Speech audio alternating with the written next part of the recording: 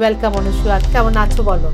সবসময় ভালো থাকতে হয়। Such a great ambitious person, এডুকেশনে এত কিছু করে ফিল্মটা কি করে এলো তোমার লাইফে? আমার মায়ের একটা বক্তব্য ছিল যে তুমি যা করছো করো, আমি তো তোমার টাকা দেবো না, তোমার ছেলেকে দেখবো না বলিনি, পড়াশুনো করতে হবে। এডুকেশনাল ব্যাকগ্রাউন্ডটা আমাদের এরকমই, আমরা মাস্টার্স ছাড়া আমাদের বাড়িতে কেউ নেই, তো মিনিমাম এটা তোমার কোয়ালিফিকেশন থাকতে হবে। আমি মাকে বলেছিলাম ঠিক আছে, পড়াশুনোও একসাথে করেছি, কাজও একসাথে করেছি।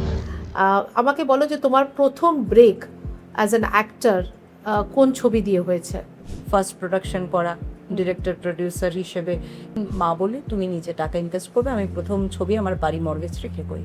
আচ্ছা, তো মা আমায় এই সাপোর্টটা করে। 2019-20 যে সময়টা লকডাউন ফেজ, সেই সময়টা আমি শর্ট ফিল্ম করতে শুরু করি। সেই ফেজটায় গিয়ে বেশ কিছু অ্যাওয়ার্ডস উইনিং শর্ট ফিল্মস রয়েছে।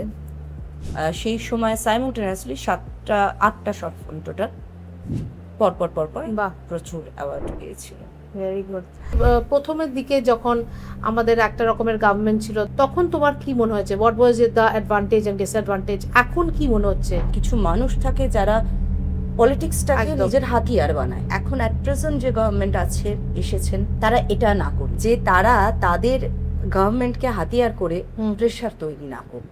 একদম। একদম খোলা একটা অ্যাটমসফিয়ার দিন, যে অ্যাটমসফিয়ারে আমরা শিল্পীরা স্বাধীনভাবে কাজ করতে পারি।